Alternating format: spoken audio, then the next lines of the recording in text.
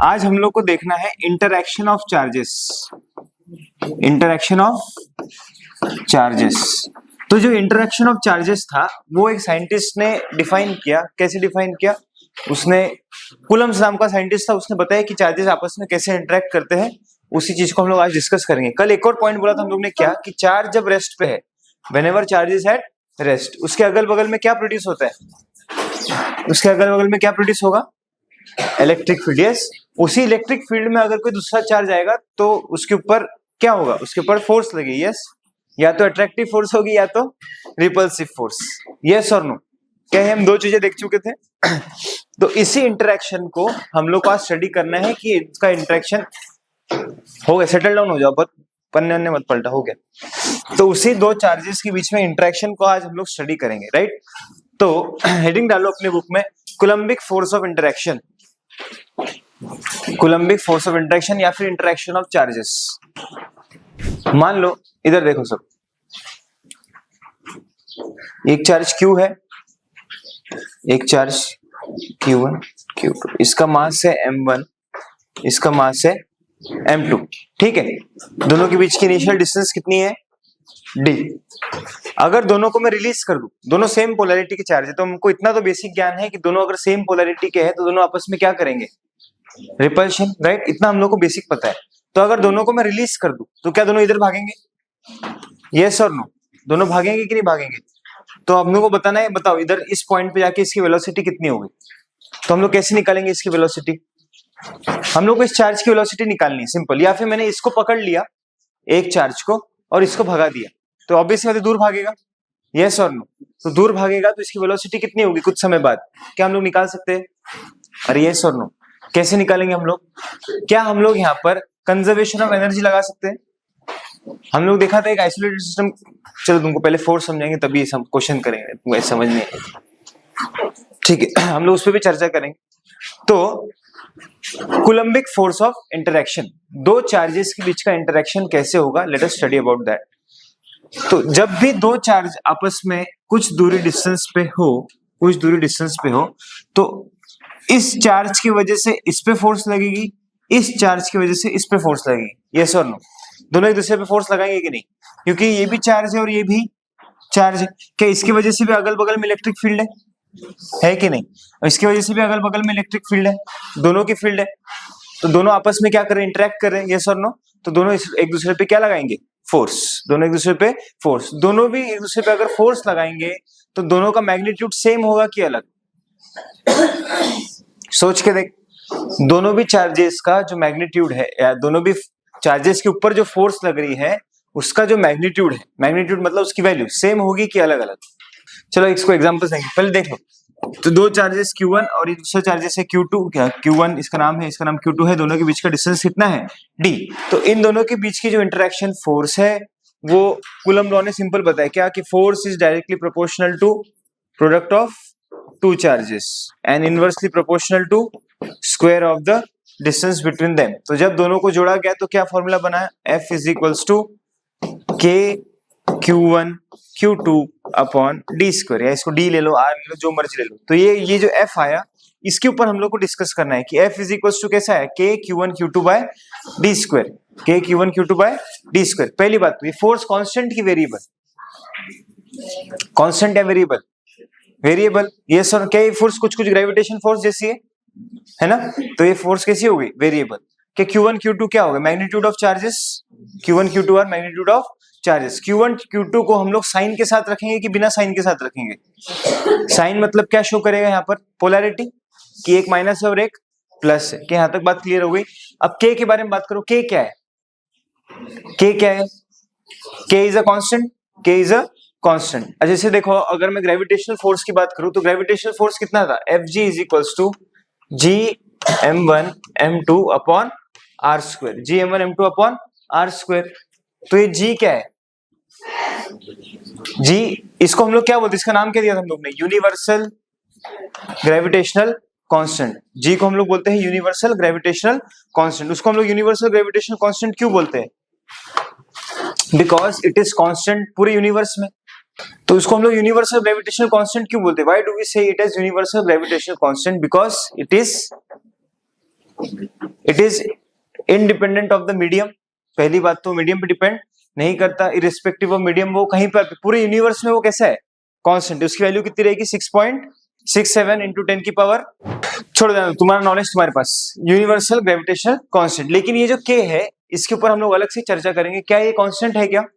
हाँ ये कांस्टेंट है, लेकिन एक मीडियम के लिए। It is constant only for a particular medium. जैसे ही मीडियम चेंज हो जाएगा तो के की वैल्यू भी क्या हो जाएगी, चेंज। के की वैल्यू भी मेरी क्या हो जाएगी, चेंज। तो this depends on medium, that's why it is not called as universal constant. दूसरी चीज, ये जो फोर्स है, अब इसके ऊपर थोड़ी और चर्चा करेंगे हम लोग। पहली बात तो क्या तुम लोग ने ये सुना है कि ये जो फोर्स है, एक फोर्स होती है जिसको न्यूटन थर्ड लॉ क्या है, every action has equal and opposite reaction. तो उसमें जो भी फोर्स है उसको हम लोग एक्शन रिएक्शन पेयर बोलते हैं, उसको हम लोग क्या बोलते हैं, एक्शन रिएक्शन पेयर। तो व्हाट आर द कंडीशंस, ये सब बातें तुमको लिखनी है, जो मैं भौंक रहा हूं ना वो सब तुमको लिखना है। What are action reaction pair, what is action reaction pair, वो क्या होते हैं? एक्शन रिएक्शन पेयर क्या होगा?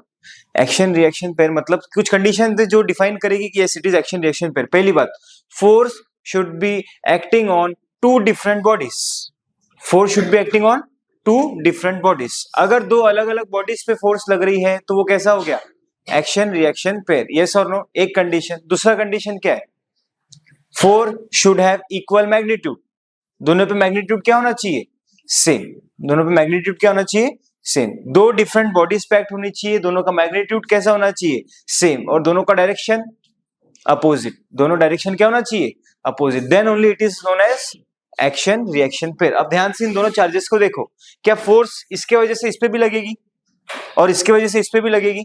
तो पहला कंडीशन क्या है, should act on two different bodies. दूसरा कंडीशन क्या है, both should act in opposite direction, yes और नो, इसके वजह से इस पे इधर और इसके वजह से इस पे इधर। अरे तुमको नहीं आया, दोनों अपोजिट डायरेक्शन हो गई। तीसरा क्या है, अभी बोला ना मैंने, both should act on different bodies और अपोजिट डायरेक्शन, और मैग्नीट्यूड क्या होना चाहिए, तो F इज इक्वल टू के Q1 Q2 by R square. क्या इसके लिए भी वही फॉर्मूला है, इसके लिए भी ये सेम चीज है, इसलिए इसको बोलते हैं इंटरैक्शन फोर्स। अगर ये सिंगल चार्ज होता तो क्या हम लोग फोर्स की मतलब फोर्स किस पे लगाओगे, जैसे मैं दुनिया में अकेला हूं, मेरे पास कितनी भी ताकत हो तो मैं फोर्स किसी पे लगा सकता हूँ क्या? अरे किसी पे लगाने के लिए ऑब्जेक्ट भी तो चाहिए ना सामने, यस और no, that's why it is known as interaction force. Interaction मतलब एक चार्ज का इंटरैक्शन दूसरे चार्ज के साथ कैसे हुआ, उसको इस फोर्स में डिफाइन किया गया। अब ये फॉर्मूला कैसे आया, ये हम लोग को जानने की कोई जरूरत नहीं है। F इज इक्वल टू के Q1 Q2 बाय आर। हाँ, ये फॉर्मूला को और अच्छे से हम लोग समझ सकते हैं, इसकी प्रॉपर्टी समझ सकते हैं, इसका बिहेवियर समझ सकते हैं, और उसमें हम लोग को वो फॉर्मूला कैसे है उसमें जानने की कोई दिलचस्पी नहीं। पहली बात तो क्या तुमको ये बात समझ में आई कि फोर्स के कुछ खास खास बातें, क्या बात है? पहली बात तो क्या force is acting on two different bodies. इतना तीन तीन स्टेटमेंट लिखने से अच्छा इसलिए मैंने बताया कि इसको एक स्टेटमेंट में हम लोग लिख सकते हैं, क्या कि this force is a action reaction pair. तो एक्शन रिएक्शन पेयर मतलब ऑटोमेटिकली तुम्हारे दिमाग में तीन चीजें आनी चाहिए। क्या तीन चीजें, कि पहली बात तो ये दो डिफरेंट बॉडीज पे एक्ट हो रही है, दूसरी बात तो ये इसका मैग्नीट्यूड सेम है, और तीसरी चीज दोनों का डायरेक्शन क्या है, अपोजिट। ऐसा है तो ये एक्शन रिएक्शन पेयर है। क्या ऐसी ही फोर्स सेम मेरे नॉर्मल भी है, नॉर्मल रिएक्शन, नॉर्मल रिएक्शन पता है ना, यस और नो, नॉर्मल रिएक्शन। तो नॉर्मल रिएक्शन भी मेरा कैसा है, एक्शन रिएक्शन पेयर। अब देख, ठीक है, मैंने तुमको सब एक सवाल का जवाब दो। फिर क्या सवाल का जवाब दो कि एक चार्ज क्यू ऐसे है, ठीक है, एक चार्ज क्यू ऐसा है, समझ में आ रहा है ना? हाँ, ये इधर मूव करेगा, इधर मूव करेगा, इन दोनों के बीच का डिस्टेंस r है। तो इस केस में तुम मेरे को बताओ कि एक्शन रिएक्शन पेयर होगा, वैसे ऐसे बोल समझ लो, ये F1 हो गया और ये F2 हो गया, ये F1 हो गया और ये F2 हो गया। Is this action reaction pair? अरे देखो, दो फोर्स अपोजिट डायरेक्शन में, F1 F2 का मैग्नीट्यूड भी सेम है ना, डायरेक्शन भी अपोजिट है, मैग्नीट्यूड भी सेम है, और दो डिफरेंट बॉडीज भी है, तो एक्शन रिएक्शन पेयर हो गया ये तो, यस और नो।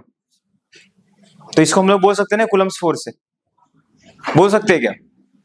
सर आप ऐसे पूछ रहे, पक्का ट्रिक है कुछ तो तब तो नहीं बोल सकते। अरे बेवकूफो, सोचो, थोड़ा सोचो। तो ये कूलम्बिक फोर्स ऑफ इंटरेक्शन होगा क्या,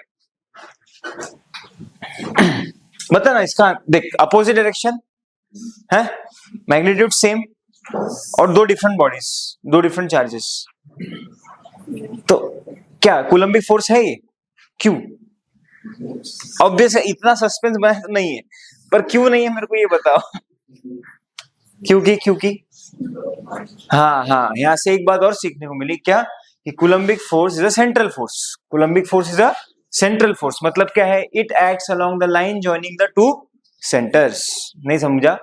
समझा कि नहीं? ये पॉइंट भी इंपॉर्टेंट है क्या, कि Coulombic force is a central force, it always acts along the line joining the two centres. अरे तुमको नहीं आया? आया कि नहीं? समझ में आया ना?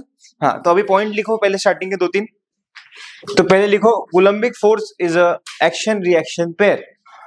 एक्शन रिएक्शन पेयर क्यों है वो भी लिख लो। लिखो तो साइड में, एक्शन रिएक्शन पेयर क्यों है। First point, it acts on two different charges. Second point, first point, it acts on two different charges.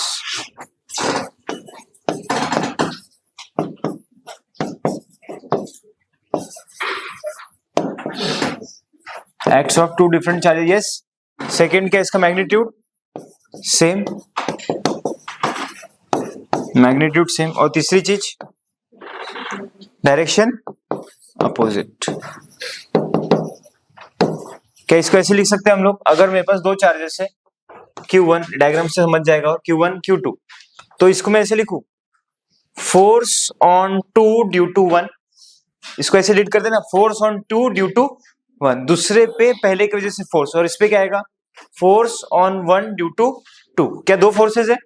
क्या दोनों फोर्सेस का magnitude, force on one due to two is magnitude wise force due to force on two due to one, yes और no? Magnitude wise दोनों क्या है, same. अगर वैसे लिखा जाए तो डायरेक्शन अपोजिट है, is minus times force due to one. अरे यस और नो, है ना? वैसे भी हम लोग लिख सकते हैं इसको। तो ये था कूलम लॉ का पहला पॉइंट। दूसरा बात क्या समझ में हमको इस सवाल से, कि Coulombic force is a central force. Coulombic force is a central force, लिख लो।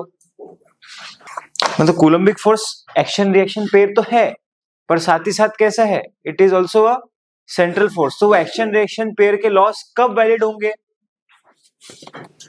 या फिर हम लोग बोल सकते हैं जब सेंट्रल तरीके से, मतलब ऑब्वियस बात है सेंट्रल फोर्स ही है, तो इसके लिए एक्शन रिएक्शन पेयर तो एक ही टाइप बनेगा जब फोर्सेस कैसी होगी। इस केस में एक्शन, इसमें हम लोग मानेंगे नहीं कूलम्बिक फोर्स से। क्यों नहीं मानेंगे? क्योंकि सेंट्रल नहीं है। क्योंकि कैसा है, सेंट्रल नहीं, सेंट्रल होना चाहिए उसको। सेंट्रल मतलब क्या हुआ, सेंट्रल गवर्नमेंट ने बताई हुई। सेंट्रल फोर्स का मतलब क्या हुआ, कि जो बॉडी का मोशन होगा वो कहाँ होगा, टुवर्ड्स द सेंटर, मतलब it is acting along the line joining the centre of the two bodies. Gravitational force भी कैसी फोर्स थी ना?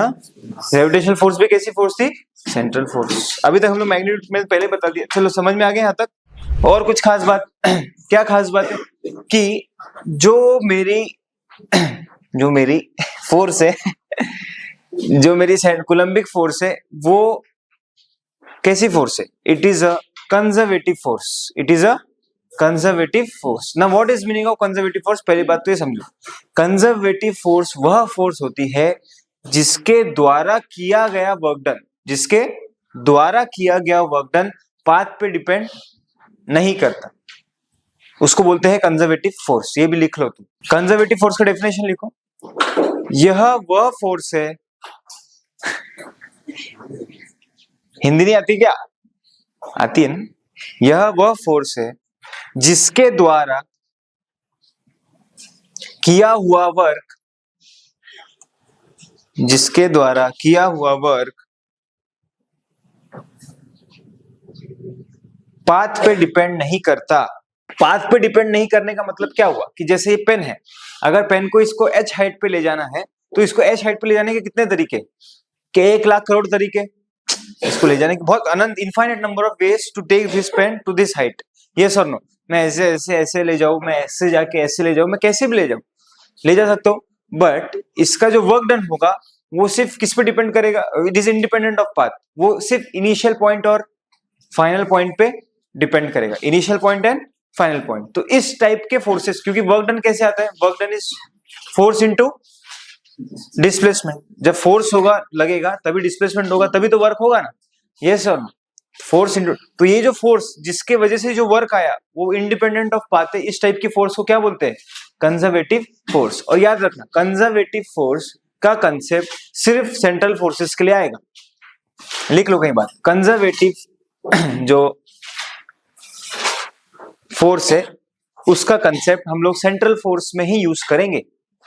क्या बात क्लियर होगी? लिख लिया सबने? सिर्फ क्या ग्रेविटेशनल फोर्स भी सेंट्रल फोर्स थी? तो ग्रेविटेशनल फोर्स भी कैसी हो गई थी? Conservative force. यस और नो? बात चमक रही है तुमको? सेंट्रल फोर्स का मतलब क्या हुआ कि दोनों के बीच का इंटरेक्शन या जो मूवमेंट होगा वो कैसे आएगा? सीधा सीधा सेंट्रल लाइन पे आएगा। यस और नो? है ना? उसको कैसे भी ले जाओ तुम घुमा फिरा के, बट आना उसको तो जो डिपेंड करेगा वर्क डन वो किस पे डिपेंड करेगा? इनिशियल पोजीशन और फाइनल पोजीशन के ऊपर। बस क्या बात क्लियर है? यहां तक एक दिमाग में फिट कर लो। दूसरी बात, जब मैं कंजर्वेटिव फोर्स की बात कर रहा हूं तभी मैं पोटेंशियल एनर्जी का कंसेप्ट यूज करूंगा।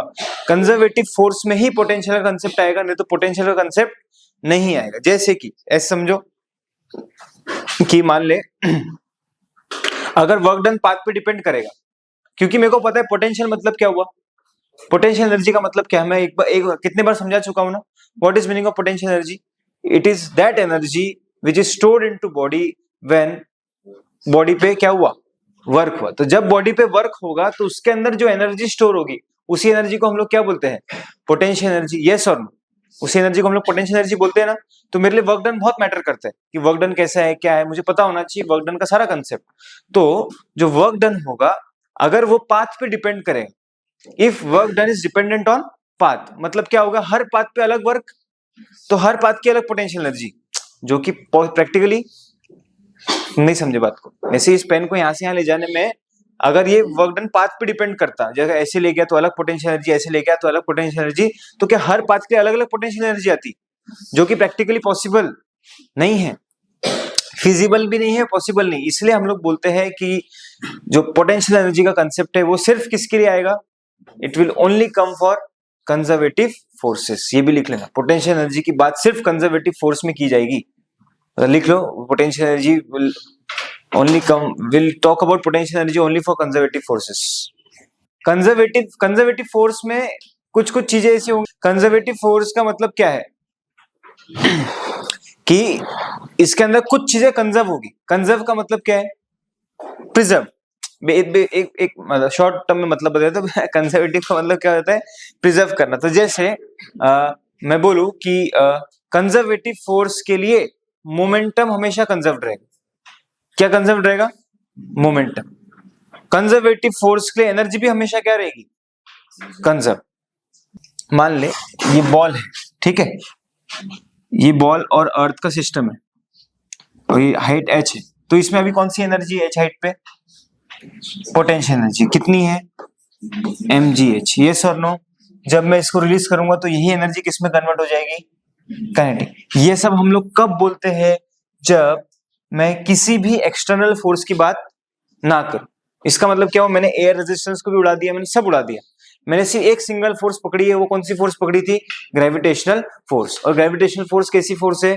Conservative force. तो जब मैं सिर्फ और सिर्फ ग्रेविटेशनल फोर्स की बात कर रहा हूं या सिर्फ कंजर्वेटिव फोर्स की बात करूंगा, that means what?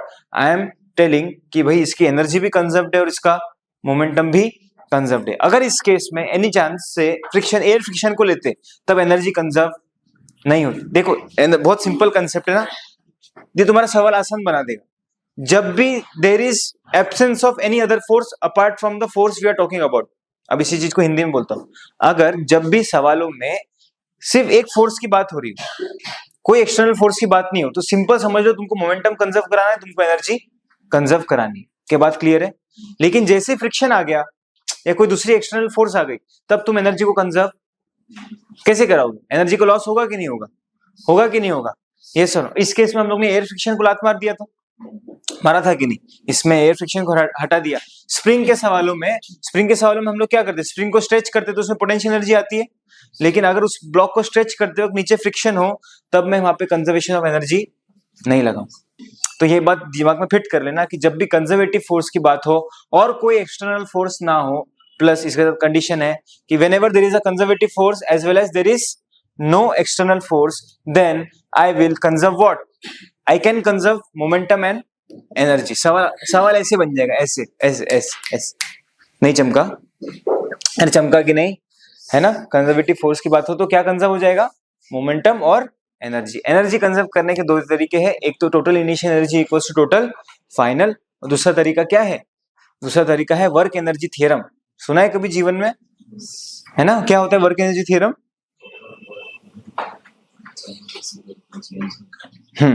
Total change in work done equals to change in kinetic energy.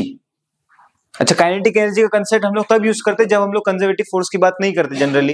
जब हम लोग ऐसे कोई नॉर्मल फोर्स की बात कर रहे हो ना, तब जब पोटेंशियल एनर्जी का कंसेप्ट तो हर जगह तो नहीं आएगा। पोटेंशियल एनर्जी का कंसेप्ट मैं तुमको आसान करके बता रहा हूँ सारी चीजें, मतलब ये तुमको जब क्वेश्चन सॉल्व कर, ये जो मैं बातें बोलता हूँ ना, this is what concept is. इसको पकड़ लोगे, बहुत इजी तरीके से बताया, फील कर लोगे ना, तो सवाल में अटकोगे नहीं तो हम लोग सवाल में अटकते ही कि हमको पता ही नहीं क्या करना है। फॉर्मूला सबको पता है, पूरी 25 लाख बच्चों को फॉर्मूला पता है, लेकिन कंसेप्ट बहुत कम को। तो कंसेप्ट पकड़ो चीजों को। क्या बात क्लियर है? मैं तुमको इतना एक छोटे से पॉइंट को इतना एलाबोरेट क्यों किया? क्योंकि सवाल इसी पे बनेंगे। यस और नो? कंसेप्ट इससे, जिससे कंसेप्ट है उससे सवाल है, सवाल हमको कंसेप्ट से बनेंगे। तुमको मेरी बातें क्लियर हुई कि नहीं? मैंने तुमको क्या बोला? जो कंजर्वेटिव फोर्स है उसी के लिए किसका कंसेप्ट आएगा? पोटेंशियल एनर्जी का। यस और नो? कंजर्वेटिव फोर्स के साथ अगर कोई एक्सटर्नल फोर्स ना हो तो मैं क्या कंजर्व करा सकता हूँ?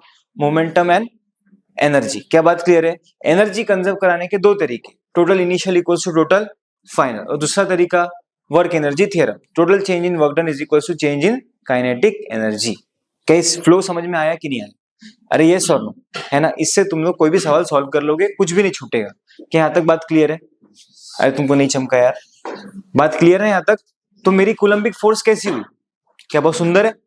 अरे है कि नहीं? कूलम्बिक फोर्स सुंदर है कि नहीं? तो क्या है कूलम्बिक फोर्स की कहानी? कूलम्बिक फोर्स ऐसा है कि सबसे पहली बात, क्या Coulombic force is an action reaction pair? Yes और नो? सेकंड पॉइंट, क्या Coulombic force is central force? Third point, क्या Coulombic force is conservative force? Yes और नो? और क्या देखा हम लोग ने? और very very important point, Coulombic force की जब भी मैं बात करूंगा, I am speaking only about point charges.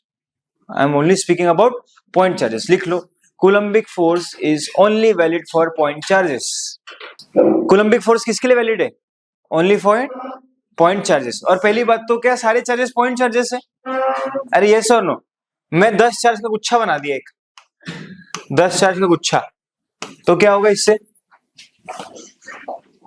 बताओ। अरे तभी भी मैं इसको एक पॉइंट चार्ज मानूंगा कि नहीं? ये 10 चार्ज का गुच्छा मिलके मैं एक चार्ज समझूंगा। नहीं चमका तुमको?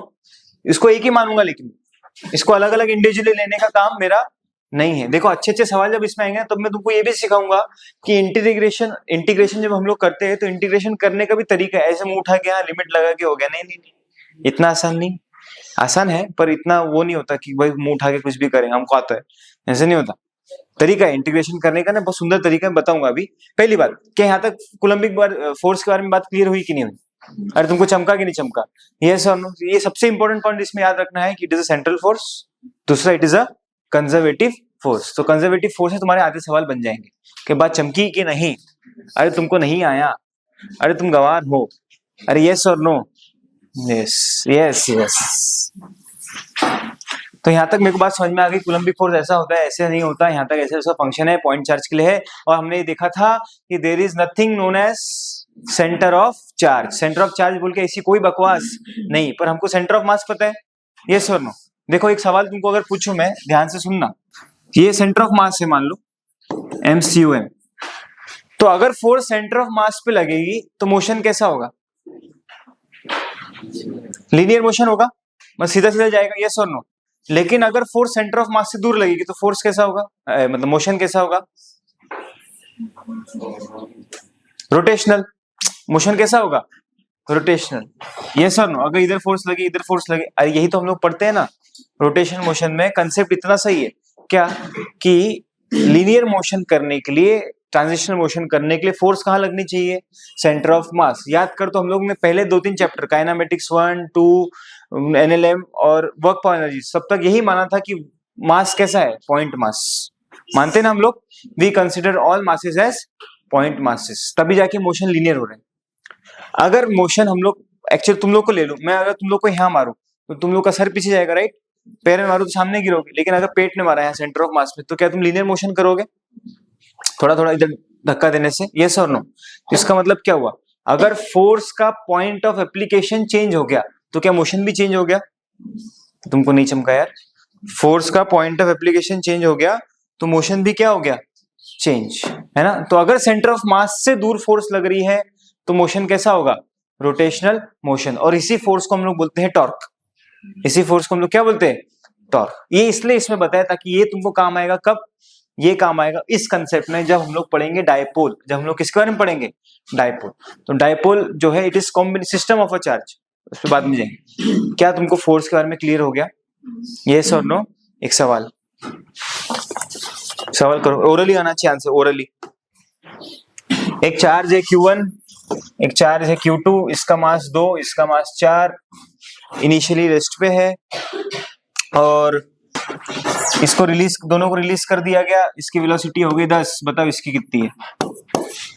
20 ना, 20। बहुत सुंदर, बहुत सुंदर। Total initial equals to total final. चलो मैं स्टेप वाइज करके दिखाएंगे ना। स्टेप 1, क्या total initial momentum P initial equals to P final. क्यों लगाए, क्योंकि फोर्स कैसी है, कंजर्वेटिव फोर्स, यस और नो? P इनिशियल क्या दोनों रेस्ट पे, तो P इनिशियल कितना हुआ, 0। चमका कि नहीं चमका? P इनिशियल कितना हो गया, 0, क्योंकि दोनों किसमें, रेस्ट में। फिर P फाइनल, P फाइनल कितना आएगा, बताओ बताओ बताओ? M1 V1 minus M2 V2, yes और नो? और इसको इधर भेज दो तो क्या है, M1 V1 is equals to M2 V2। इतना करने की जरूरत है, डायरेक्ट ओरली कर देते हैं। बता M1 V1 कितना है, 40 नहीं कितना है, 2V1 is equals to 40, yes. तो V1 इज इक्वल्स टू कितना आ गया, 20। K के बारे में बात करेंगे, आओ इधर देखो, सब ध्यान से देखो मेरी तरफ। K मतलब होगा 1/4 पाई एप्सिलॉन नॉट। इसकी यूनिट्स निकाल लो पहले। K की यूनिट्स क्या आएगी, क्या F is equals to K Q1 Q2 by R square, yes और नो? अरे यस और नो, है ना। तो K is equals to F R square upon Q1 Q2, अरे हाँ कि ना। तो F का क्या है, newton metre square upon coulomb square. Newton metre square upon coulomb square. Newton को और थोड़ा छील लो, क्या आएगा, newton mass into acceleration. Mass into acceleration मतलब क्या हुआ, केजी मीटर स्क्वायर पर सेकंड स्क्वायर, नहीं मीटर पर सेकंड स्क्वायर ना। हाँ तो कर लो, क्या आएगा आंसर बताओ, केजी मीटर पर second square into coulomb square into metre square, बराबर बराबर लिखा ना। हाँ तो करो ना फिर, कितना है बताओ, KG metre cube upon second square coulomb square. ये किसकी यूनिट्स आ गई, के की। किसकी यूनिट्स आ गई, के। लिखो फिर, इधर देख, क्या K is equal to 1/4 pi epsilon naught. ये 1/4 पाई तक तो ठीक था, ये एप्सिलॉन नॉट क्या है, ये कौन सी बल है, एप्सिलॉन नॉट को क्या बोलते हैं,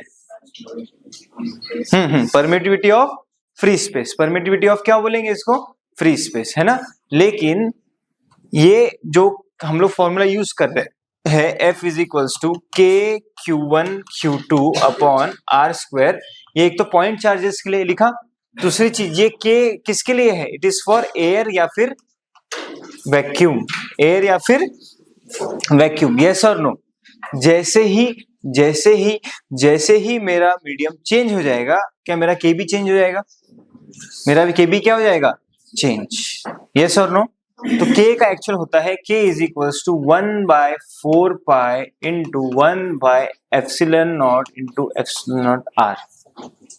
इसको क्या बोलते हैं, रिलेटिव परमिटिविटी। इसको क्या बोलेंगे हम लोग, रिलेटिव परमिटिविटी। जैसे कि तुमने सुना होगा रिलेटिव रिफ्रैक्टिव इंडेक्स, सुना है ना। एक होता है refractive index, absolute refractive index. Absolute refractive index मतलब क्या हुआ, उस मीडियम का एब्सोल्यूट। पर हम लोग जो रिफ्रैक्टिव इंडेक्स निकालते हैं, इट इज वो निकालते हैं कंपैरिजन। नहीं चमका तुमको, कैसे, एयर का with respect to water, air का विद रिस्पेक्ट टू ग्लास, ऐसे उसको बोलते हैं हम लोग रिलेटिव परमिटिविटी। क्या बात, रिफ्रैक्टिव इंडेक्स। तो ऐसे यहाँ पे हम लोग क्या निकालते हैं, epsilon not into epsilon naught R। तुमको नहीं आया, आया कि नहीं, लिख लो K की एक्चुअल वैल्यू। के कैसे निकालोगे? मीडियम चेंज होने से के चेंज होगा, के चेंज होने से फोर्स चेंज होगी, फोर्स चेंज होने से मजा आ जाएगा। अभी तुमको इसमें सवाल मिल जाएंगे कि दो चार्जेस को पानी में रख दिया, दो चार्जेस को तेल में रख दिया, दो चार्जेस को पेट्रोल में रख दिया, पेट्रोल के नशे अच्छे होते वैसे, दो चार्जेस को घासलेट में रख दिया, इसमें भी रख सकता है वो, है ना। के बारे में लिख लिया, के की वैल्यू चेंज होती रहेगी, ठीक है, बढ़िया बढ़िया। अब के की वैल्यू मीडियम एयर के लिए लिख लो, के इज 9 × 10⁹। के की वैल्यू कितनी होगी एयर के लिए? K is equal to 9 × 10⁹ units, newton metre square coulomb square. तो F इज इक्वल्स टू, उस F पे थोड़ी चर्चा करेंगे, तो कितना है K Q1 Q2 upon R square, yes और नो। तो फोर्स कांस्टेंट की वेरिएबल, फोर्स कैसी है? वेरिएबल। तो अगर फोर्स वेरिएबल है तो एक्सेलरेशन भी कैसा है? वेरिएबल। फोर्स वेरिएबल तो एक्सेलरेशन भी कैसा हुआ? तो एक्सेलरेशन भी कैसा है? वेरिएबल। अच्छा, इलेक्ट्रिक फील्ड कांस्टेंट की वेरिएबल, तो फोर्स कैसी है? वेरिएबल। एक्सेलरेशन भी कैसा है? वेरिएबल, यस और नो। तो अगर एक्सेलरेशन वेरिएबल है तो इसमें इक्वेशन, लॉ ऑफ इक्वेशन हम लोग यूज, वो क्या इक्वेशन ऑफ मोशन हम लोग यूज कर सकते हैं कि नहीं कर सकते? We can not use. Equation of motion कब यूज कर सकते हैं? Equation of motions can only be used when acceleration is constant. यहां हम लोग क्या यूज करेंगे? यहां पे हम लोग यूज करेंगे conservation of energy, conservation of momentum, ये सब कंसेप्ट यहां पर यूज करेंगे instead of using kinematics equation. क्या बात क्लियर है बच्चे? क्वेश्चन आते हैं ऐसे, मैं अभी बता दे रहा हूं, आगे क्वेश्चन आएंगे, उसमें गलती करने से अच्छा अभी सीख लो। हम लोग गलती क्या करते हैं? हम लोग फटाफट एक्सेलरेशन, हाँ v = u + 80, टाइम वाइम दिया रहता है, एक्सेलरेशन दिया रहता है, तुरंत आंसर रॉन्ग आता है, तुरंत। क्या गलती कर दी? क्योंकि इसमें इक्वेशन ऑफ मोशन वैलिड नहीं है, क्योंकि एक्सेलरेशन कांस्टेंट नहीं है। एक्सेलरेशन कांस्टेंट होगा तभी इक्वेशन ऑफ मोशन वैलिड होंगे, नहीं तो वैलिड होंगे नहीं। लिखो ये point, equation of motion can not be used because what? Acceleration is not constant. अच्छा एक बताओ मेरे को, अगर फोर्स बढ़ रही है, सवाल का जवाब देना, ठीक है? फोर्स बढ़ रही है तो एक्सेलरेशन भी बढ़ेगा, कंपलसरी है कि नहीं है? अगर फोर्स बढ़ रही है तो एक्सेलरेशन भी बढ़ेगा। हाँ, इसमें सोचना क्या, वेलोसिटी बढ़ेगी ही बढ़ेगी या बढ़ भी सकती, घट भी सकती? एक एग्जांपल से बताओ। फोर्स बढ़ रहा है लेकिन वेलोसिटी घट रही, या फिर एक्सेलरेशन बढ़ रहा है लेकिन वेलोसिटी घट रही। अरे जब एक्सेलरेशन और वेलोसिटी डायरेक्शन अपोजिट हो तो हम लोग नहीं बोल सकते क्या कि वेलोसिटी घट रही है? एक्सेलरेशन तो बढ़ रहा है लेकिन वेलोसिटी, इस ब्रेकिंग ऑफ कार्स, जिसको डी एक्सेलरेशन बोलते हैं हम लोग। ये सुनो, इस पेन को ऊपर फेंको, क्या होगा? पेन को ऊपर फेंकने से वेलोसिटी बढ़ रही है कि घट रही है? वेलोसिटी तो घट रही है ना। अरे एक्सेलरेशन, भले एक्सेलरेशन कांस्टेंट है लेकिन एक्सेलरेशन होने के बावजूद क्या मेरी वेलोसिटी घट रही है? यस और नो। तो ऐसा कंपलसरी नहीं है कि हम लोग बोल दें मुंह उठा के कि नहीं भाई एक्सेलरेशन बढ़ेगा तो वेलोसिटी भी बढ़ेगी। और ये आप पॉइंट हमेशा याद रखना, ये बहुत लिख लो कहीं पर, या लिख लेना कि velocity will always try to take the direction of acceleration. velocity will always try to take the direction of acceleration। ये रामबाण है ना, रामबाण भगवत गीता में भी है। इस पेन को मैंने फेंका तो इस पेन ने आखिर में पाथ कैसा लिया? ये पाथ कैसा था? कटोरी। अरे पैराबोलिक पाथ था ना, कैसा पाथ था? तुमको पता नहीं कि इसको तो प्रोजेक्टाइल मोशन बोलते हैं ना हम लोग, है ना? पैराबोलिक पाथ था। तो ये पैराबोलिक पाथ होने का कारण क्या था? ये पैराबोलिक पाथ होने का कारण ये था क्योंकि एक्सेलरेशन कहाँ है? नीचे, और इस डायरेक्शन में कोई एक्सेलरेशन, तो क्या हुआ? आखिर में वेलोसिटी ने कहाँ जाना चाहा? जहां पर एक्सेलरेशन है वहां पर। यस और नो। इसलिए पाथ कैसे बना? पैराबोलिक। चमका कि नहीं चमका? दूसरी याद करना, जब भी एक्सेलरेशन कांस्टेंट हो, ये बात दिमाग में फिट कर लो या लिख लेना अभी, जब भी एक्सेलरेशन कैसा हो? कांस्टेंट हो, और वेलोसिटी उसके पैरेलल या फिर एंटी पैरेलल हो, तो पाथ बनेगा स्ट्रेट लाइन। पाथ कैसा बनेगा? फील करने वाली बात भी है। एक्सेलरेशन कांस्टेंट का एग्जांपल जी है, वेलोसिटी ऊपर गई मतलब एंटी पैरेलल, नीचे गई मतलब पैरेलल। तो इन दो केसेस में पाथ हमेशा कैसा होगा? Rest all other cases path will be parabolic. Rest all other cases path will be parabolic.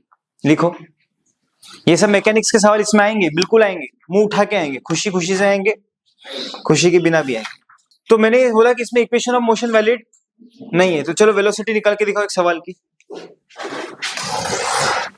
एक चार्ज Q1 है, एक चार्ज Q2 है, दोनों का इनिशियल डिस्टेंस R1 है। इसको उठा के मैंने रख दिया R2 में। कहाँ रख दिया?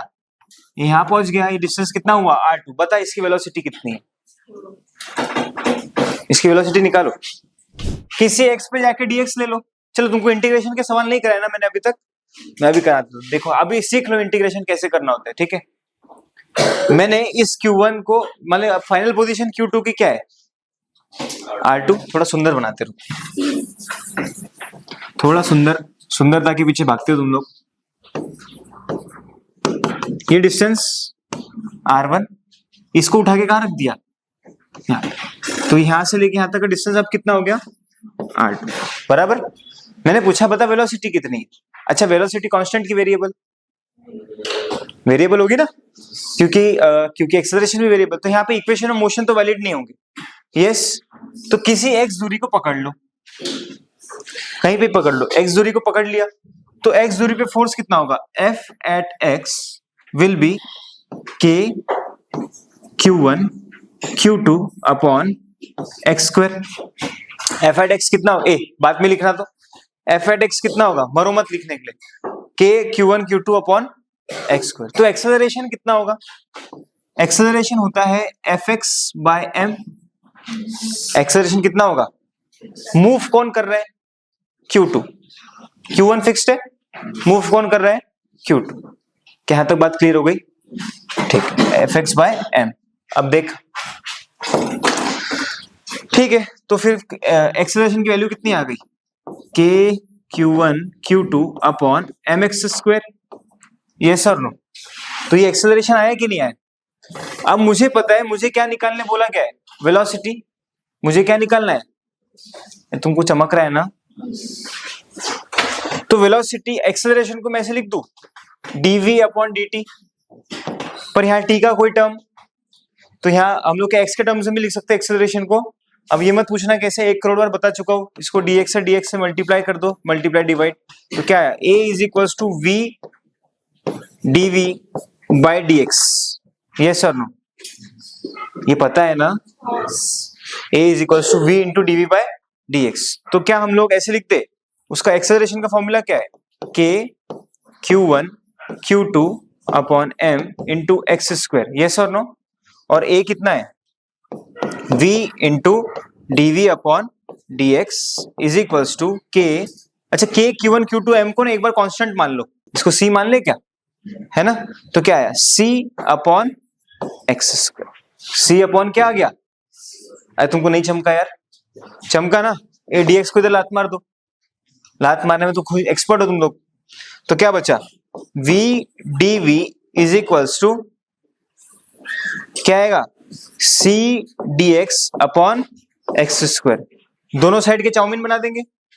अरे ये सर नो, दोनों साइड चाउमीन बना दो, चाउमीन की लिमिट्स लगा दो। क्या बोलना पड़ता है? चाउमीन की लिमिट्स बना दो। क्या initial velocity 0, final velocity v। Initial 0 कहां पे थी? R1 दूरी पे, और फाइनल दूरी कौन सी है? लिख लो, integral v dv is equals to integral of R1 से लेके R2 तक, 0 से लेके v तक, c अपॉन एक्स स्क्वायर का dx। ये सर नो? इसका इंटीग्रेशन कितना आया? v square by 2 is equals to, इसका इंटीग्रेशन कितना आएगा? Minus c by X. ये सर नो? और लिमिट्स R2 से लेकर R1, R2 से लेकर क्या आएगा? अरे नहीं आया, आया ना? तो क्या आया? v square by 2 is equals to, minus को वैसे रहने दो अंदर, माइनस c क्या 1 बाय R2, माइनस बाहर रखा है ना, 1 by R2 minus 1 by R1। Yes और नो? क्या ये माइनस अंदर प्लस हो गया? तो इसको ऐसे लिख दूं 1 by R1 minus 1 by R2। Yes और नो? c से मल्टीप्लाई कर दो, तो क्या बचा? v square by 2 is equals to c की वैल्यू कितनी है? k q1 q2 by m 1 by R1 minus 1 by R2। 2 को अंदर मल्टीप्लाई कर दो तो क्या है? v is equals to under root of 2k q1 q2 upon m 1 by R1 minus 1 by अब एक पॉइंट और लिखो फोर्स के बारे में, अच्छा सुंदर पॉइंट, कि फोर्स देखो रियल लाइफ में ऐसा नहीं होता पर यहां होता है कि force between two charges is independent of presence और absence of any other charge. लिखो फोर्स बिटवीन टू चार्जेस, इसको सवाल के साथ भी समझ लेंगे, सेम ग्रेविटेशनल फोर्स जैसा।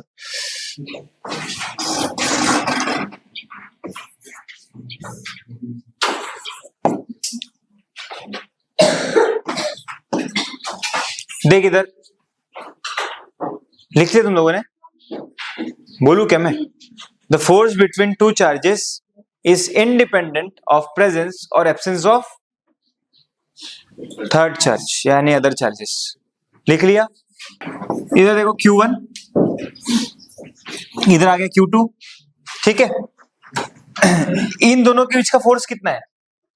मान ली डिस्टेंस है R, इन दोनों के बीच का फोर्स कितना होगा? तो इसको ऐसे लिख दूं, force on one due to two magnitude wise is equals to force on two due to one again magnitude wise is equals to K Q1 Q2 by R square. Yes और no? अरे yes और no? फिर यहाँ पे एक और आ गया, इन दोनों में प्रेम था, बेशुमार था, तो तीसरा भी आ गया। तो तीसरा आने से क्या हुआ? इन दोनों के प्रेम में कमी आई क्या? नहीं, बिल्कुल नहीं आई। उसने तीसरे को भी कमी नहीं आई, लेकिन दोनों का चला रहे, पर ऐसा हम लोग को नहीं करना चाहिए। Very good humans. Q3 है ना, तो अब इस Q1 पे फोर्स, जो force on one due to two था, उसमें सिर्फ 1 और 2 है, उसमें 3 का कोई इन्वॉल्वमेंट नहीं है। तो ये जो फोर्स आई इन दोनों के बीच की, क्या इसके आने से कुछ फर्क पड़ा क्या उसमें? लेकिन कुछ तो चेंज आया, कुछ तो चेंज आया। क्या चेंज आया? कि अब इन दोनों के बीच में भी एक फोर्स लगने लगी। यस और नो? वो क्या होगी? Force on one due to 3, वो कितना होगा?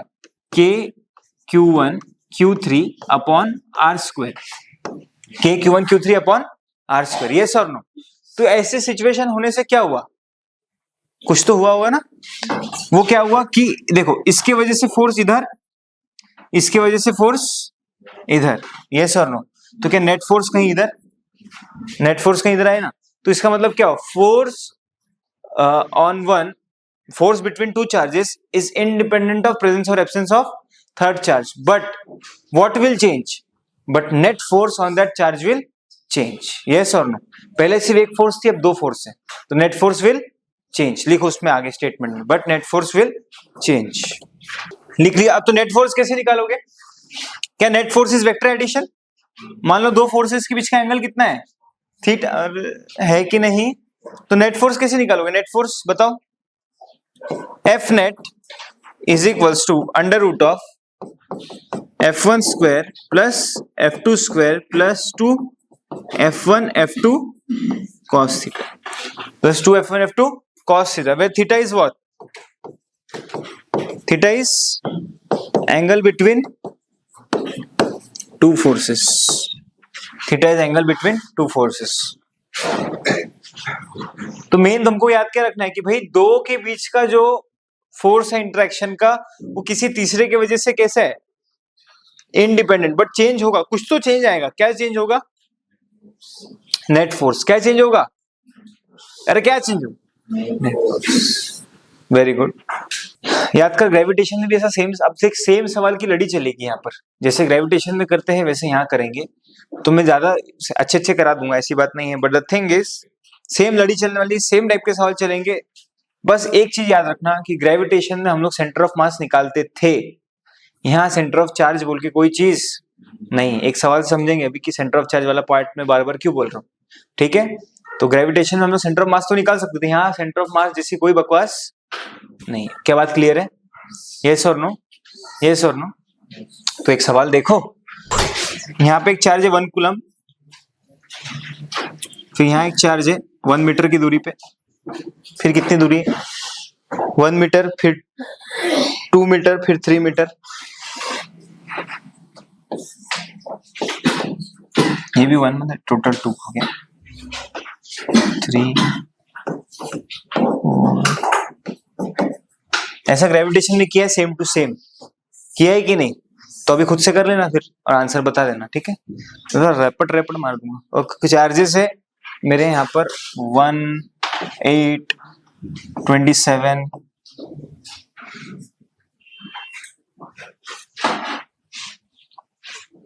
करो, हो गया। ऐसे 10 तक ले लो, 10 तक फाइनल। यहाँ पर 10 मीटर और यहाँ पे चार्ज है 1000 कूलम्ब्स। बताओ फाइंड नेट फोर्स।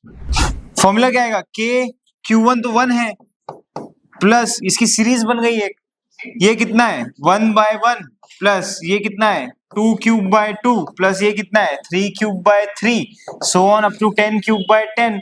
सब कट गया, क्यूब, तो क्या बचा? K1 1 + 2 + 3 + so on up to 10। n numbers का एडिशन कितना होता है? n × n + 1/2। तो कितना आएगा? K × 1 × n 10 × 10 + 1 11, 10 × 11/2, 55 K आया आंसर। एक और सवाल खास। ये एक रॉड है जिसकी लेंथ L है और जिसका लैम्बडा दिया हुआ है। लैम्बडा मतलब जैसे उसमें म्यू दिया होता था ना, म्यू मतलब क्या होता था? मास पर यूनिट लेंथ। वैसे ये क्या होगा? चार्ज पर यूनिट लेंथ, ठीक है? इसका लैम्बडा दिया हुआ है, तो बताओ क्यू पे फोर्स कितना है? देखो लैम्बडा पता है अपने को, लैम्बडा क्या होता है? Q/L, यस और नो? तो आंसर क्या आएगा? क्यू निकाल लो इसका। क्यू कितना है? Lambda × L। क्यू कितना है? लैम्बडा × L आया कि नहीं आया? लैम्बडा × L क्यू आ गया। फिर K Q1 की वैल्यू ये है, Q2 Q है, अपॉन डिस्टेंस कितना है? L + A की A²। बताओ भाई, L + A का होल स्क्वायर है ना? इसके लिए पुट कर दो तो कितना आया? K lambda × L × Q upon L + A का होल स्क्वायर। अरे यस और नो? आ गया आंसर। इतना क्या सोचना था? सब बकवास है ये। ऐसे होगा कि नहीं है? ऐसे नहीं होते। ये चार्ज डिस्ट्रीब्यूटेड चार्ज है। कैसा चार्ज है?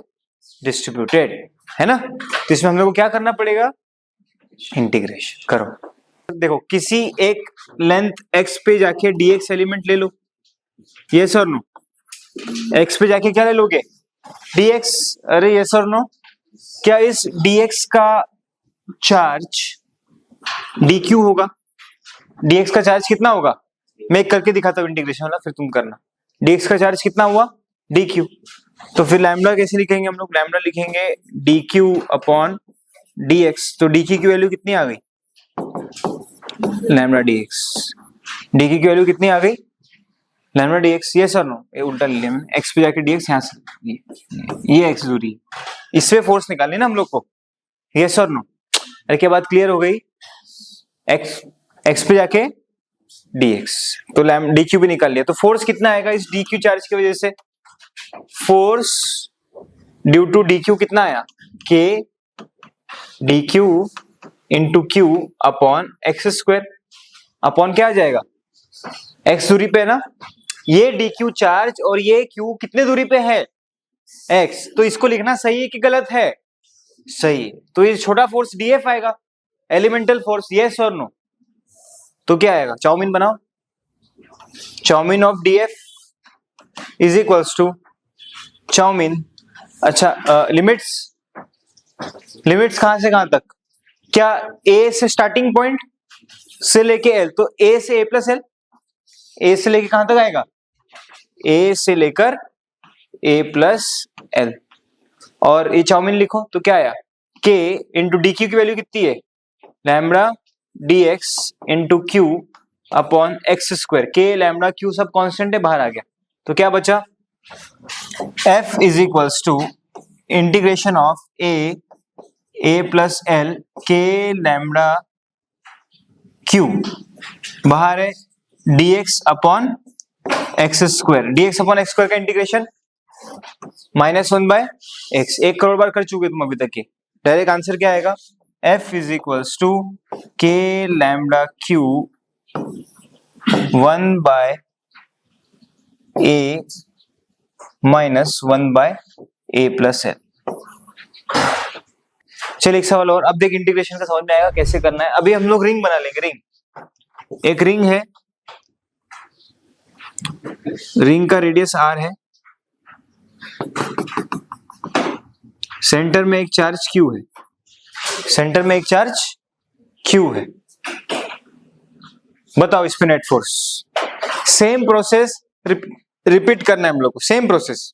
देखो ये सारी प्रोसेस तुमको किस में काम आएगी, फील्ड निकालेंगे तब। जब हम लोग क्या निकालेंगे, field due to ring, field due to ये, फील्ड ड्यू टू वो, फील्ड ड्यू टू फलाना, फील्ड ड्यू टू ढिमकाना, सब निकालने के लिए यही कंसेप्ट आएगा। अभी ध्यान से सुन, मैं करके दिखाता हूँ, फिर तुम करना। क्या सेंटर में निकालना है, वापिस हम लोग क्या करेंगे, x पे जाके dx, या तो ये x पे जाके dx ले लो ऐसे, या फिर थीटा पे जाके d थीटा, दो एलिमेंट्स ले सकते हैं हम लोग। ये एंगल कितना होगा, थीटा। तो यहाँ पे एक छोटा सा एक सेकेंड, छोटा सा एलिमेंट भी ले लेंगे हम लोग।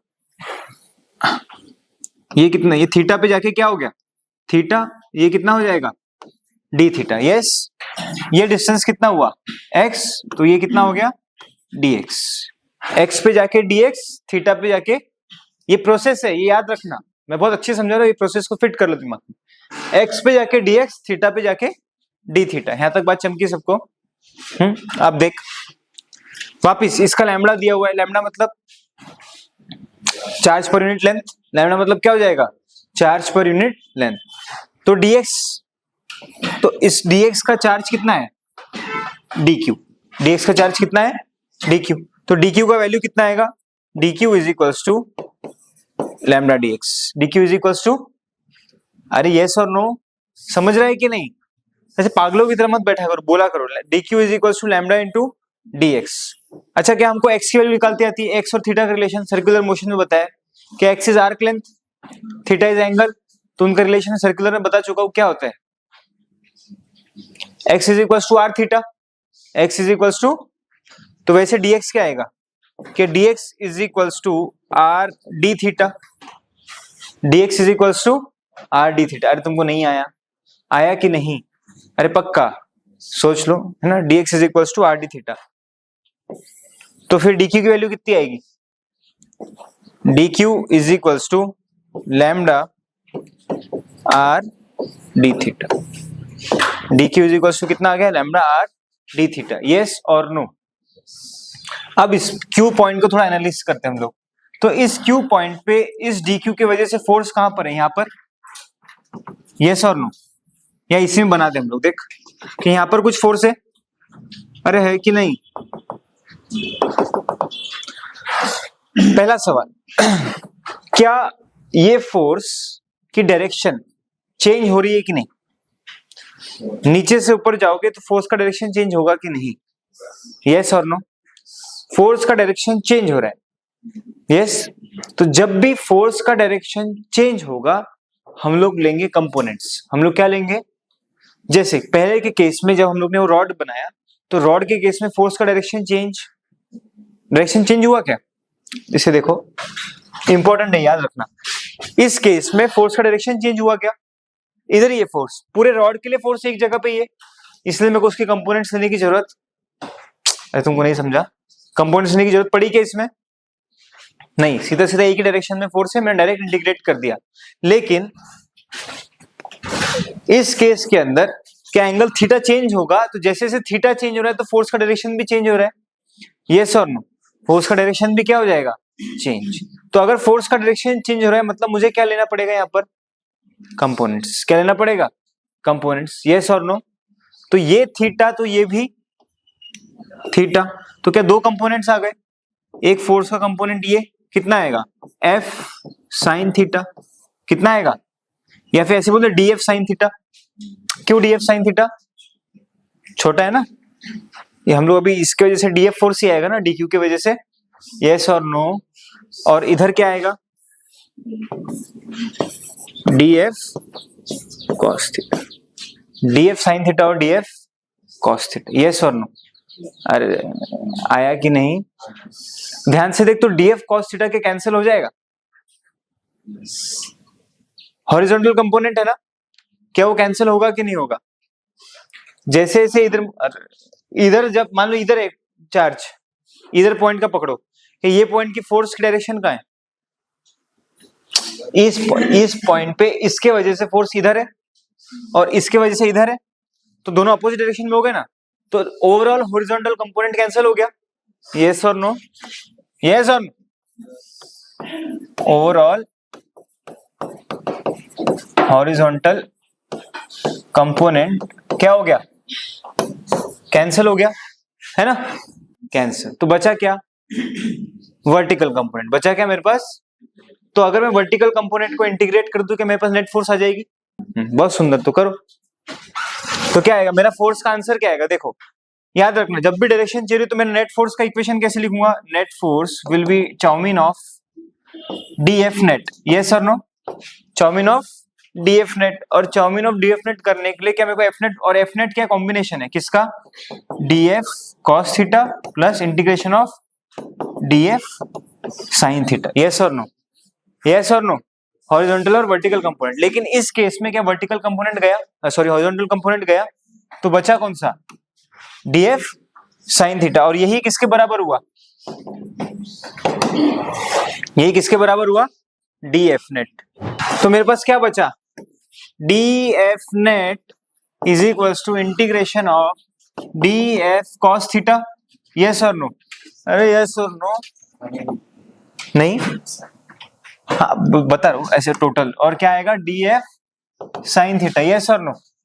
और रिंग में लिमिट्स कहां से कहां तक होगी, 0 से पाई, लिमिट्स कहां से कहां होगी, 0 से पाई। कॉस का इंटीग्रेशन माइनस साइन, है ना, और फिर upper limit minus lower limit करो। ये वाला कंपोनेंट नहीं है ना हम लोग के पास, हटाओ, इसका इंटीग्रेशन करो, आंसर निकालो। अब तो इंटीग्रेट कर सकते हो, तो क्या आएगा आंसर देखो, DF net is equals to integral 0 से लेके pi DF sine theta, yes. डीएफ का वैल्यू कितना है, इधर से डीएफ का वैल्यू कितना है बताओ, DF is equals to K D Q into Q upon R square, upon कितना आ जाएगा, क्योंकि डिस्टेंस तो आ रही है ना, यस और नो। तो फिर डीएफ का वैल्यू कितना आएगा, डी क्यू का वैल्यू कितना है, लैम्डा आर डी थीटा, अरे है कि नहीं, तो कितना आया, K lambda R D theta into Q upon R square, yes और नो। एक और एक आर मर गया, तो क्या बचा, डीएफ इज इक्वल्स टू के lambda Q D theta upon, अच्छा ये आर भी कांस्टेंट है तो आर, तो बचा क्या, के lambda q r into D theta. ये किसकी वैल्यू आ गई, डीएफ की, यस और नो। तो डीएफ की वैल्यू अगर ये आ गई तो डीएफ कॉस थीटा कितना आएगा और डीएफ साइन थीटा कितना आएगा, तो DF sine theta is equals to के lambda q r into sine theta d theta, sine theta. अब इंटीग्रेट कर सकते हो ना, अरे डी थीटा आ गया ना, अब इंटीग्रेट कर पाओगे कि नहीं, इसको इंटीग्रेट कर दो।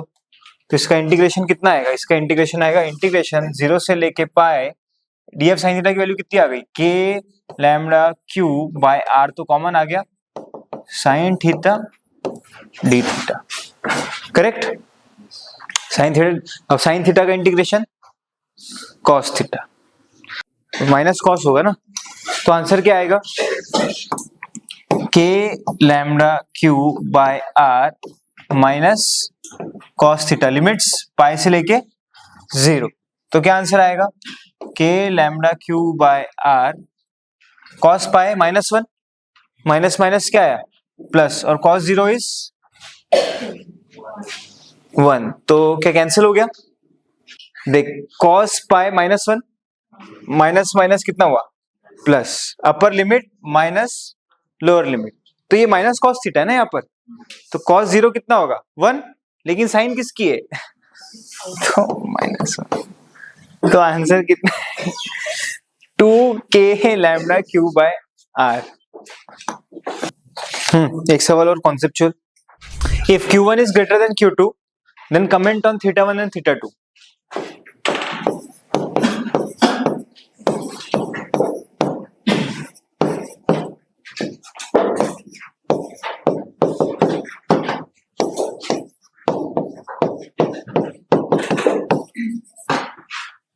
क्या होगा? तो इसका करेक्ट आंसर है सी। करेक्ट आंसर क्या है इसका? सी। क्यों सी है इसका करेक्ट आंसर? क्योंकि Q1 ग्रेटर रहने से भी और Q2 कम ज्यादा होने से कोई फर्क नहीं पड़ेगा, दोनों का फोर्स का मैग्नीट्यूड तो सेम ही है। फोर्स का मैग्नीट्यूड क्या है? K Q1 Q2 by R square. Yes और नो? अरे यस और नो? अब जब दोनों का फोर्स सेम है तो एंगल भी क्या रहेगा? सेम। नहीं चमका? लिखो।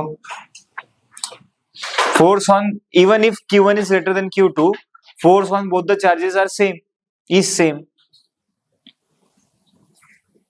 Even if Q1 is greater than Q2, force on both the charges same.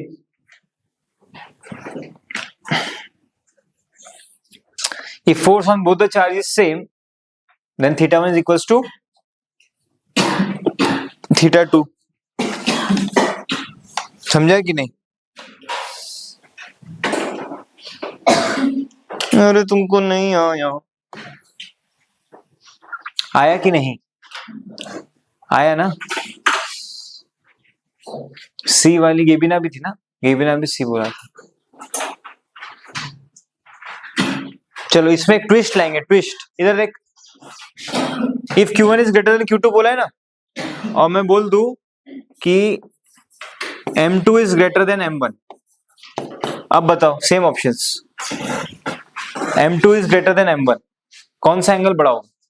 इसका करेक्ट आंसर है option A, theta 2 is greater than sorry theta 1 is greater than theta 2। क्यों? क्योंकि देखो मास किसका ज्यादा है? M2 का मास ज्यादा है ना, सेकंड वाले चार्ज का मास ज्यादा है, तो झुक जाएगा। झुक जाएगा तो ये एंगल छोटा हो जाएगा, एंगल बड़ा रहेगा। ये कंसेप्चुअल सवाल ऐसे आते हैं। अब इसमें हम लोग और अच्छे अच्छे सवाल करेंगे जब हम लोग निकालेंगे टेंशन। हम लोग क्या निकालेंगे? टेंशन। यही बनाता हूं सवाल, करो।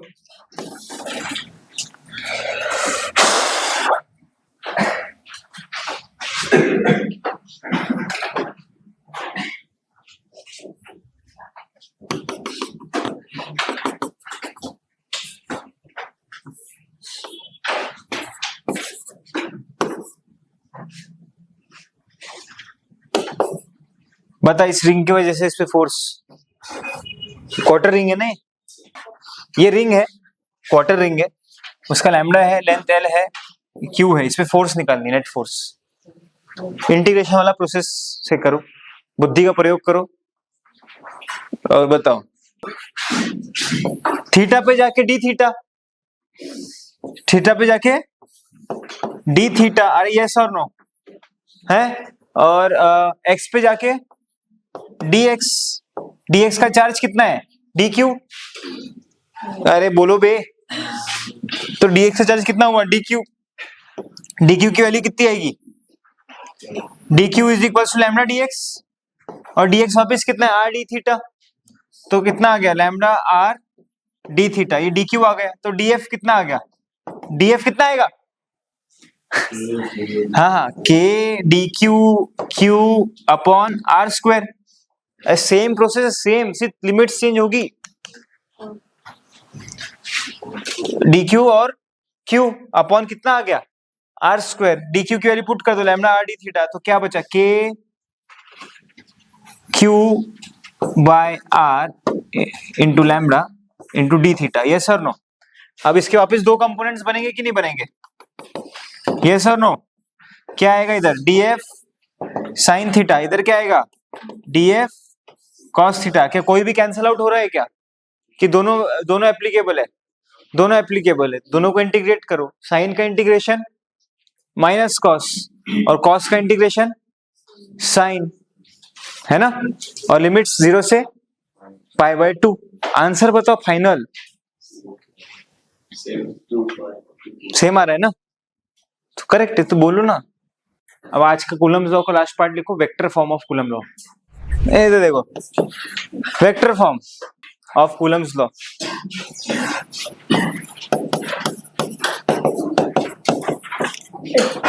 Vector law of coulomb form. Vector law का मतलब क्या है? वेक्टर फॉर्म किस चीज के लिए? क्या है? ये फोर्स कैसी है? स्केलर की वेक्टर, फोर्स वेक्टर है ना, हाँ, तो इसलिए वेक्टर फॉर्म है। निकाल लेंगे, डायरेक्शन में हेल्प होगा बस। डायरेक्शन निकालने के लिए। क्या इंटीग्रेशन की बात समझ में आई तुम लोग को? क्या तुम लोग ने लिख लिया कि जब भी फोर्स का डायरेक्शन चेंज हो रहा हो तो क्या मेरे को दो कंपोनेंट्स लेने पड़ेंगे और दोनों को इंटीग्रेट करना पड़ेगा? यस और नो? सेम प्रोसेस किस में चलेगा? इलेक्ट्रिक फील्ड में, रिंग के वजह से, इसके वजह से, स्फीयर की वजह से, उसके वजह से। यस और नो के बाद क्लियर हो गई सबको? मान ली एक चार्ज Q1 इधर है, ठीक है, एक चार्ज Q2 इधर है, तो इसका ओरिजिन से लेके यहां तक का पोजीशन वेक्टर कितना हुआ? R1। इसका ओरिजिन से यहां तक पोजीशन वेक्टर कितना हुआ? R2। यस और नो? तो इन दोनों के बीच की फोर्स कैसी है? क्या यहां से ऐसी लगेगी? Yes sir. और ये कौन सा वेक्टर हो जाएगा? R vector. तो क्या R vector is equals to R2 minus R1 का वेक्टर? यस और नो? यस और नो? तो कैसे लिखेंगे इसको वेक्टर फॉर्म में? वेक्टर फॉर्म में कैसे लिखेंगे हम लोग? Force on one due to two is equals to force on two due to one, which is equals to magnitude wise, which is equals to कितना आएगा? K Q1 Q2 अपॉन क्या आएगा? R square into R vector, R square into R vector. ये सर no? फिर इसका unit vector निकालेंगे तो कितना आएगा? K Q1 Q2 into R upon mod of R का होल क्यूब। ये सर नो? अरे ये सर नो है ना? ये एक तरीका। दूसरा तरीका, इसको बुक्स में डिफिकल्ट दिखाने के लिए या कठिन बना देते हैं बुक्स में, कैसे लिखेंगे इसको? इसको लिख देंगे K Q1 Q2 into R2 minus R1 upon mod of R2 minus R1 का होल क्यूब। इससे हम लोग डर जाते हैं। डरने की कोई जरूरत, क्या R2 माइनस R1 ही R के बराबर है? यस और नो? ये क्या हो गया? Vector form.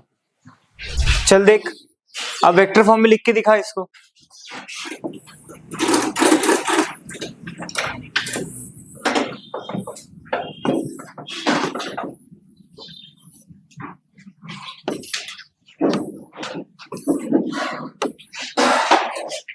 ये कौन सा शेप बन गया? है ना? क्यूब बन गया ना?